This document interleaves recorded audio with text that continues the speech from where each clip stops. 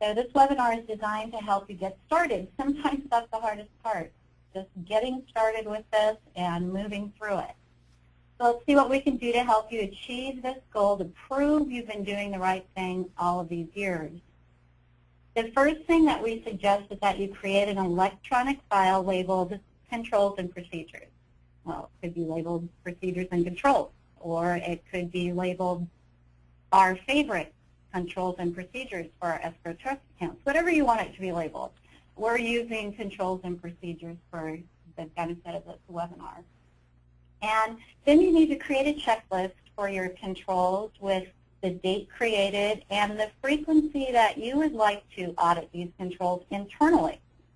So make sure you image all the documents into your Controls and Procedures file and have those dates set up. Jeremy, could you go to the next slide, please? Thank you. On the same note, you need to create your procedures document. And it would be great to create a signature line for employees to acknowledge that they've read, understand, and agree to these written procedures. Be sure to provide the name of the employee who completes each procedure on your document. You will quickly fill out your checklist as you align your controls and procedures with the ALTA best practices. You can take a look at those best practices and just start your checklist using those. So let's take a look at the controls outlined by the ALTA best practice, pillar number 2. So these controls and procedures are based around the handling of consumer funds.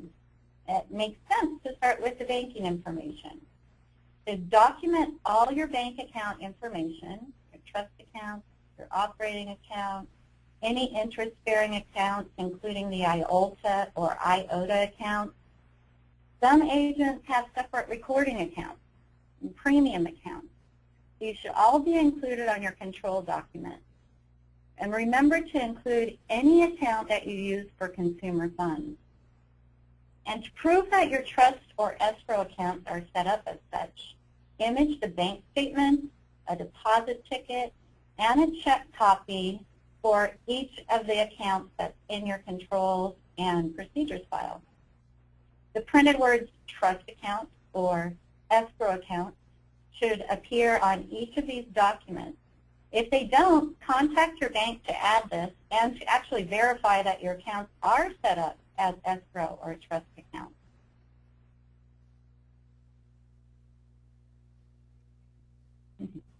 You can verify that your escrow trust accounts are in a federally insured financial institution by going to the FDIC website right here.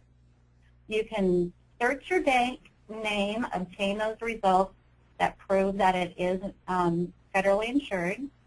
You can print or email those results to yourself so you can add it to your electronic controls and procedures file. You really want to make sure that your bank is on this list so that you're using the pass-through deposit insurance coverage from the FDIC for all consumer funds. If you're using a credit union for your escrow or trust account, the link's provided here too. You can search the NCUA, make sure that the funds are insured. And again, provide this information electronically to your controls and procedures file. So contact your bank, find out about the services they offer. Talk to them about the way that you do business and who has access to what financial information and who makes decisions regarding transactions. Of course, your bank will need that information on file. Another point of this best practice, pillar number 2, is to utilize positive pay and to set up blocks for ACH and international wires. These safeguards provide another layer of protection for your consumer funds. And while you're setting up your positive pay, you may as well set up electronic daily banking. This will assist you in completing your daily reconciliation and provide daily visibility into your accounts. Document your conversations, image your correspondence and authorizations all into your controls and procedures file. Now you have all of your banking information in one place. You can update this information if there are ever any changes, like opening a new account, closing one, changes in authorized personnel. anything that may be a change for you to edit that information.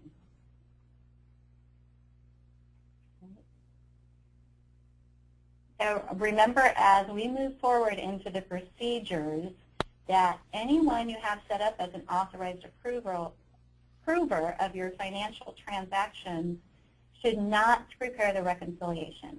This provides the segregation of duties that are required. Background checks should be conducted and results imaged into the employee file. So that's it for your controls listed on pillar number 2 of the best practices. So let's transition to your procedures document, and Dick will take you through documenting your procedures. Reconciliation of your escrow accounts is a formal process, and it should be done by someone other than a signer on the account or who can approve the wires. And on at least a monthly basis, you need to be reconciling your account 3 ways, although on a daily basis, you need to be reconciling your transactions to make sure what's going into and out of your account squares up.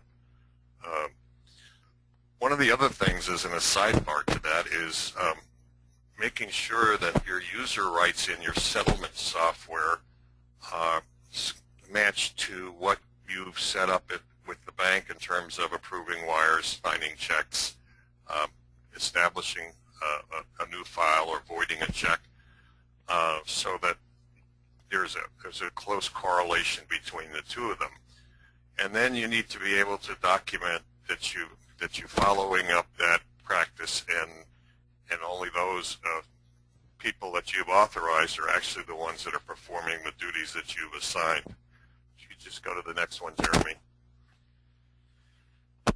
Again, this reconciliation needs to be in electronic format and available to your underwriter. Any exceptions on there need to be explained. For example, if the bank clears an item for the wrong dollar amount, or it perhaps goes into the wrong account, and then you have to move the money to the right account. You have to have in your monthly reconciliation your outstanding items, things that have not cleared, deposits and transmit.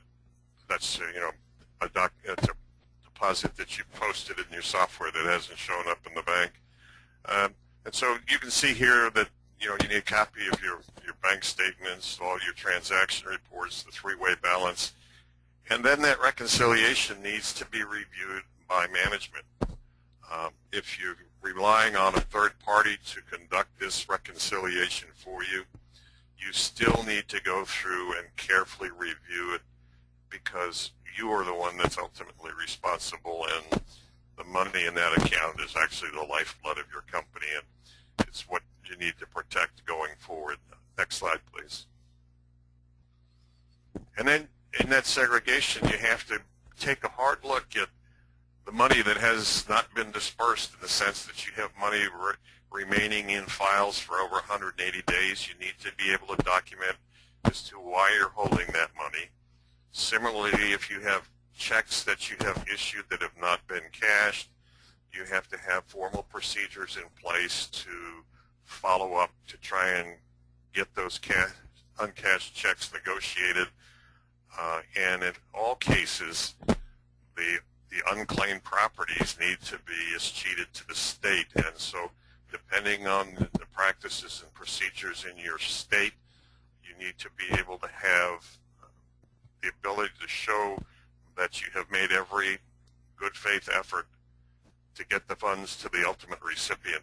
And failing to be able to do that, you've turned the money over within the legal time frame, and depending, in some states it's as many as 5 years, some states it's 2 or 3. And so that's why you need to make sure that you comply there. Next slide. And Dick, that the longer that people wait to try to contact the payee or the owner of the funds, the more likely they will not be able to find them. And then all of that money remains in their trust account for the 3 to 5 years of retention period that the states require. And, that means that this money that's sitting in the account could be a great temptation for fraud. So making sure that you're looking at those and you have a procedure in place for those really helps to deter fraud, because you are actually keeping track of what you're doing with those outstanding funds.